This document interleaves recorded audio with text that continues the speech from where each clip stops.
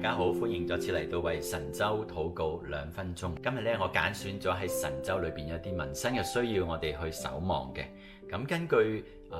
工人日報最近一篇嘅新聞報導咁講，佢話近日咧某某航空公司咧發布咗呢個空嫂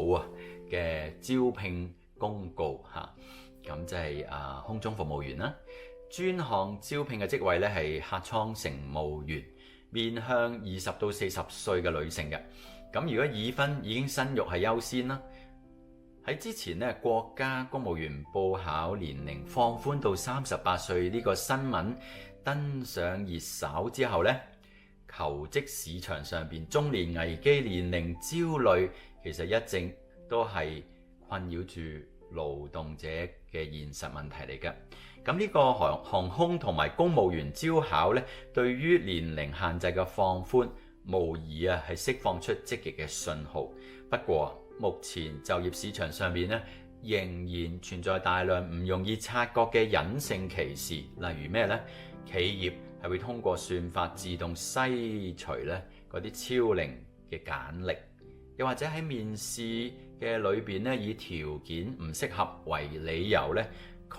絕嗰啲大齡嘅候選人等等嘅。我哋一齊低頭為神州嘅需要禱告。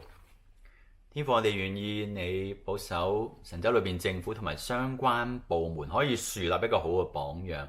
嚟到去創立一個新嘅工作嘅生態，讓呢一啲中年或者係大齡一啲嘅求職者咧，佢哋能夠繼續發揮佢哋嘅即係工作嘅所長啦，亦都係補充勞動力不足嘅問題啦。而同時咧，希望咧能夠都盡量更多嘅嚟到去監管住嗰啲嘅企業用一啲不良或者咧隱藏嘅手法咧嚟到去挑選或者篩除一啲咧佢哋認為唔適合嘅一啲大齡嘅應徵者。我哋求主你讓公平公義可以喺神州裏邊嘅求職市場咧能夠即係彰顯嘅。我哋同心禱告，奉主耶穌基督嘅名，阿門。